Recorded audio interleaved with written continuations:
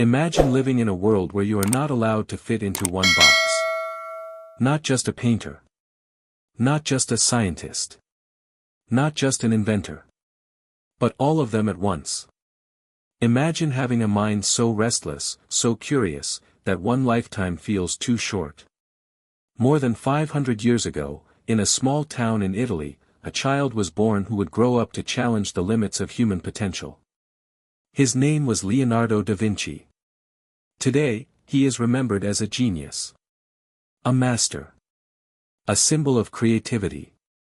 But when his life began, nothing about his future seemed certain. Leonardo was born in 1452 in the village of Vinci. He was not born into wealth or power. He was the son of a notary, a respected legal professional, and a woman who was not his father's wife. In those days, being born outside of marriage carried social limits. Certain doors were closed. Certain paths were unavailable.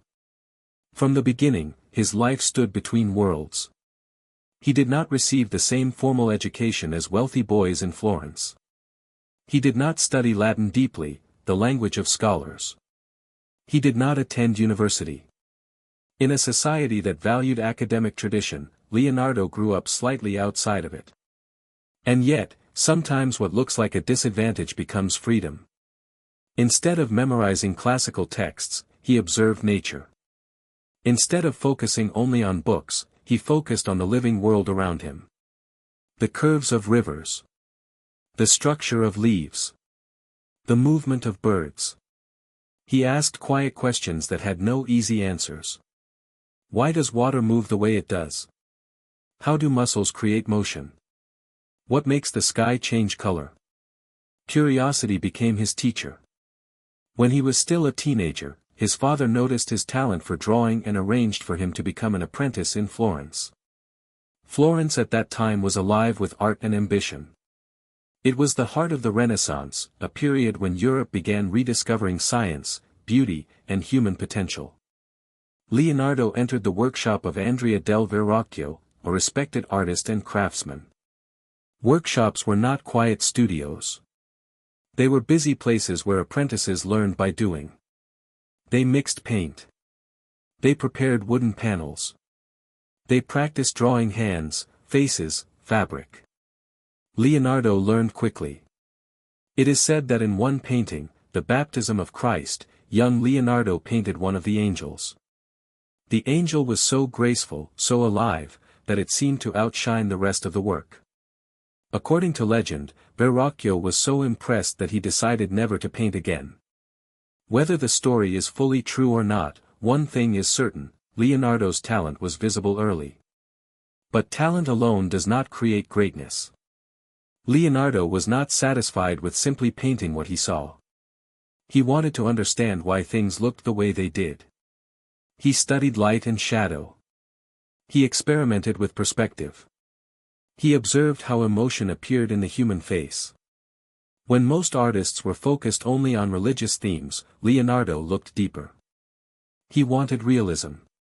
He wanted movement. He wanted life. And yet, despite his brilliance, he struggled with completion. He began many projects but left some unfinished. His curiosity pulled him in different directions. One day he studied anatomy. Another day he designed machines. Another day he sketched buildings, weapons, bridges.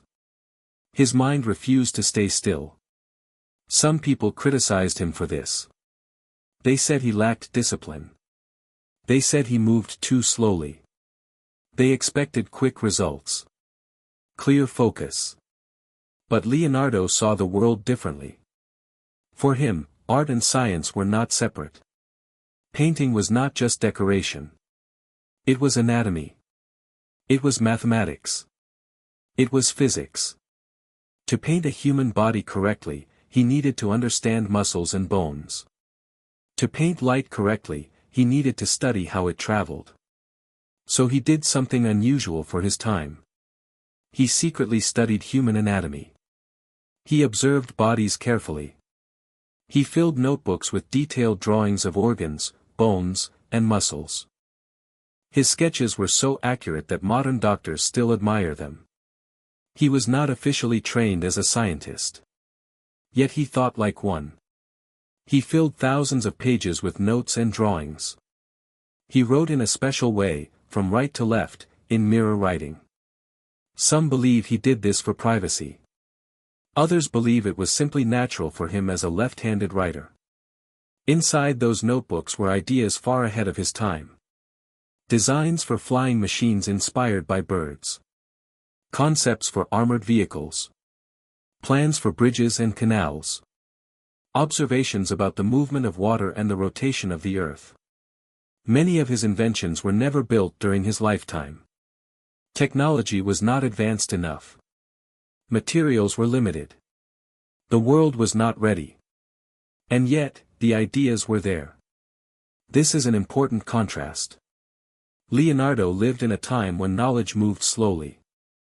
There were no instant messages. No internet. No global conferences. And yet, his mind traveled centuries ahead. Perhaps that is what makes his life so fascinating. He was both deeply connected to his present and quietly reaching into the future. In 1495, Leonardo began working on what would become one of the most famous paintings in history, The Last Supper. Painted on a wall in Milan, it shows the moment when Jesus tells his disciples that one of them will betray him.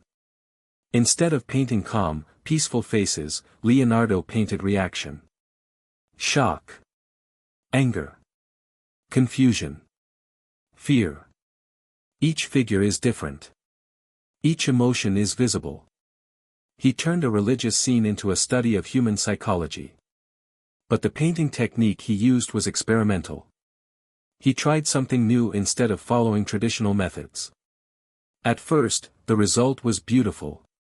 But over time, the paint began to fade and deteriorate. Again, we see contrast. Brilliance and risk. Innovation and imperfection. Leonardo was willing to try what had not been tried before. Sometimes it worked. Sometimes it did not. But he continued exploring. Years later, he painted another work that would become even more famous, the Mona Lisa. A portrait of a woman with a quiet, mysterious smile. Even today, people travel across the world to stand in front of that painting. What makes it so powerful? The soft blending of light and shadow. The subtle expression. The sense that she is alive, thinking, almost about to speak. Leonardo called painting a mental thing. For him, art was not just about the hand. It was about observation and understanding. And throughout his life, he never stopped observing. As Leonardo grew older, his reputation spread across Italy and beyond. Kings and rulers invited him to their courts. Not only as a painter, but as an engineer, an architect, a designer of celebrations and public events. He could plan canals and fortresses. He could create stage performances. He could sketch weapons for war and at the same time design instruments for music. He did not belong to a single profession. He belonged to curiosity itself. Later in life, he moved to France at the invitation of King Francis I. There, he was given a house and respect. The king admired him deeply and often visited him to talk about philosophy, art, and science. Leonardo was no longer the young apprentice from Florence. He was recognized as a master. And yet, even in his final years, he continued to sketch. To think. To question. When he died in 1519, many of his notebooks were still filled with unfinished ideas. Machines that had never been built. Studies that had never been fully published. Paintings that remained incomplete. To some people, that might look like failure. Unfinished projects. Unrealized plans. But that is only one way to see it. Another way is this: Leonardo's life was not about finishing everything. It was about exploring everything. His greatness was not in perfection. It was in possibility. Centuries later, engineers have studied his flying machine sketches. Scientists have examined his anatomical drawings. Artists continue to analyze his techniques. The world caught up with many of his ideas long after he was gone. He reminds us that human potential is not limited to one talent. You do not have to choose between logic and imagination. Between art and science. Between creativity and analysis. They can exist together. Perhaps, as you learn English, you sometimes feel that progress must be fast and perfect. That every sentence must be correct. That every word must come easily. But learning, like Leonardo's notebooks, is a process. Sometimes messy. Sometimes unfinished. Every new word you understand is like one of his sketches. It may feel small. But over time, those small lines create something larger. Leonardo once wrote that learning never exhausts the mind. It only ignites it. He lived in a world without modern technology, without airplanes, without advanced medicine. Yet he imagined machines that could fly and studied the human body with incredible detail. His surroundings were limited. His thinking was not. Your situation may not always be perfect. Time may feel short. Progress may feel slow. But curiosity is powerful. When you choose to keep asking questions, to keep practicing, to keep exploring, you expand your own world. Leonardo da Vinci did not simply paint masterpieces. He demonstrated what a curious mind can become.